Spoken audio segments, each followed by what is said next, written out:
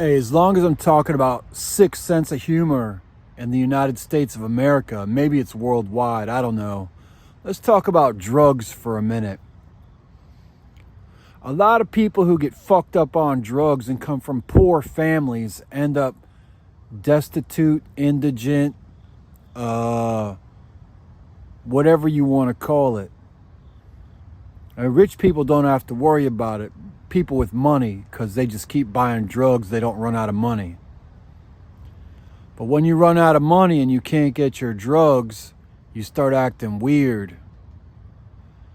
In front of this homeless service provider a few days ago, early in the morning, a woman was screaming crazy stuff in the alleyway. Screaming crazy stuff. Next thing you know, there's a dude smoking a cigarette like 10 feet from me, and he's chuckling to himself, going, ha ha, damn, Percocets. And I thought, damn, maybe he cares. And then I saw his little smile come up, and he says, don't worry, baby, it'll be okay soon. And I thought to myself, is that how people get control? They get a prescription, their insurance pays for it, and then they use that prescription to control other people. Because these drugs are addictive. They're opioids. Did you know that the Americans are the ones who started the Taliban in the 1980s? When we decided we wanted to try and own the poppy fields in Afghanistan and kick the Russians out, the United States went in and trained the Afghan people, gave them military equipment, and fought the Russians using the Taliban as sort of a proxy army, or whatever you want to call it, with Americans 100% involved at all stages and levels. Then we left. Then we went back and started a war with the Afghan people against the Taliban. Then after being there for 20 years, apparently, before we left, we blew up the largest bomb in history over there. That was one of the things that Donald Trump did.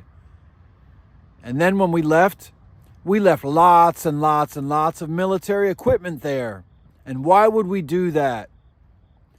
Probably for the same reason that we blew up as many munitions as possible on the first assault and barrage on the city of Baghdad in Iraq.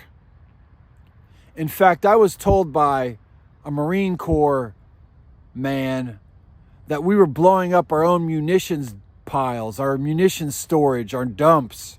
We were blowing up our own bombs, just blowing them all up, not even shooting them at the city, just blowing them up, sometimes killing our own soldiers.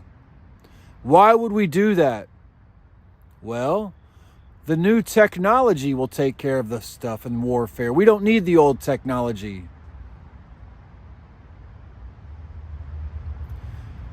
Let's add on top of that, Israel. Why is it that Israel gets all this hype when it was a city or a country or whatever you want to call it that was never there before until after World War II? Now, you have to look at the roots of the Bible, the invention and deception of many, many stories being convoluted and rewritten or completely changed and horrified. You have to look at how religions are divided, with Christianity and Judaism in the same book called the Bible, which actually was first created in 1619, the same year that slavery was officially announced in the United States, this King James version of the Bible. You also have to look at the Quran and how the Quran has people divided between the Shia and the Sunni, this division. Then we have to look at these ancient agreements and ancient societies and ancient control mechanisms and real unseen things. And I don't mean things that are done hidden behind doors like most human beings do. I mean magic. I mean gifts of God. Some call it powers of God. These deceptions. Now look at who controls the oil, or who used to. It's changing now. The Americans and the Saudis. Let's look at the United Arab Emirates.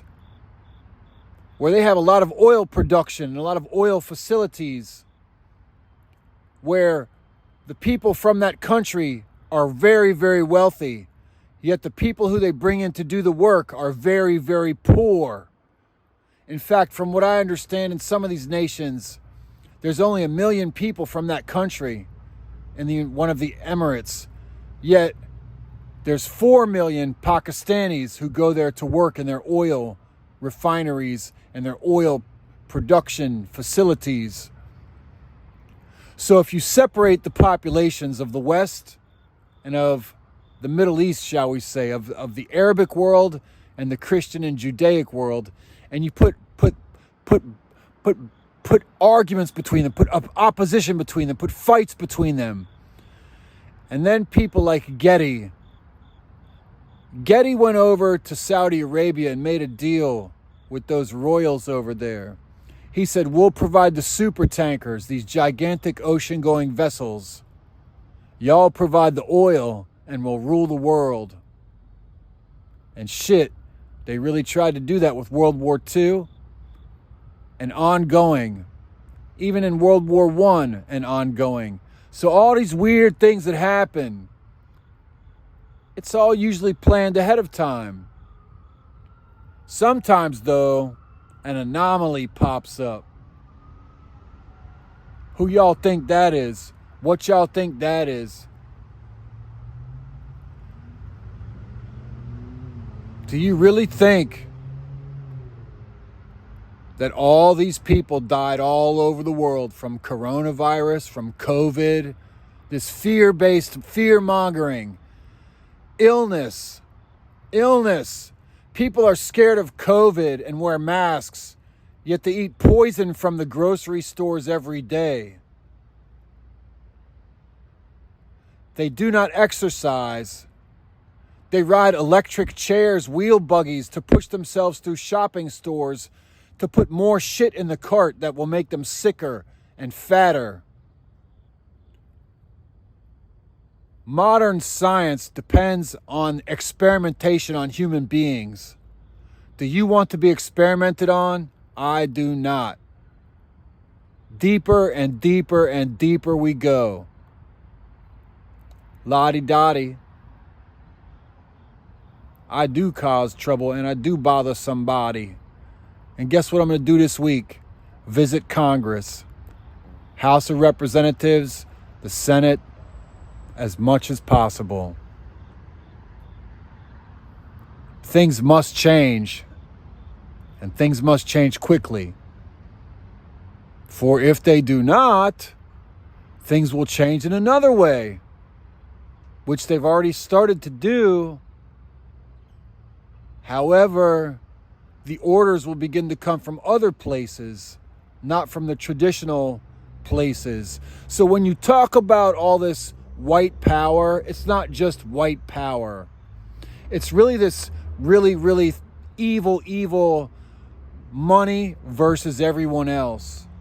Wealth versus everyone else. Riches versus everyone else. Because if it had to do with just being white, European, then Saudi Arabia would not be involved. Palestine would not be involved. And all this other shit would not be involved. Yet here we are in 2023, and I am living in a tent 20 minutes from where I grew up, Reston, Virginia, Fairfax County, which was the wealthiest county in the United States at the time I grew up there. I grew up amid families that travel the world every year, yet my parents are working class from Pittsburgh. I'll tell you what, they don't ever come to visit me, not a single one, to check on me and see how I'm doing. Well. That's really interesting. Which brings me to Northern Exposure. Did you ever see the TV show Northern Exposure, where some dude, some old white dude, let's just use rough terms, some rough man living outside in a most evil city in the world, Washington, D.C. Let's use some rough terms. the white man from the military, moves to Alaska and starts a town. He buys some land and starts a town and slowly begins to build the town. Now, Reston, Virginia was supposedly founded by Robert E. Simon on his New York money when he sold his property on Broadway for $14 million, then bought a gigantic orchard out in Virginia and started Reston in the late 1960s. Now imagine if that branched out to other parts of the country and other parts of the world with people starting towns. And imagine if it was worldwide and a lot of these families had diplomatic immunity. Now imagine we just blew up all the bombs and left lots of equipment of warfare in another country, and every American here, for some reason, owes about $100,000 or $33.5 trillion. Who do we owe that money to? The Federal Reserve? Future military contracts? Or these families? All of them, which so happened to converge in Reston, Virginia when I grew up there. And guess what else? Because I believe in magic now, which I've rejected it my whole life until about 2 years ago. Now that I've accepted magic is real, they all tested their magic on me, including possessing other people, when you possess them and jump into their body. And from what I recall, they used to actually kill me as well and bring me back to life. So, hey, y'all are all welcome to this party. Because guess what? It's no longer just the Republicans and the Democrats. I'm starting my own political party. What do you think it'll be called? I'm going to call it the Forward Party. Don't go left. Don't go right. Go forward. Just look around, follow the signs, and you'll see what I'm talking about.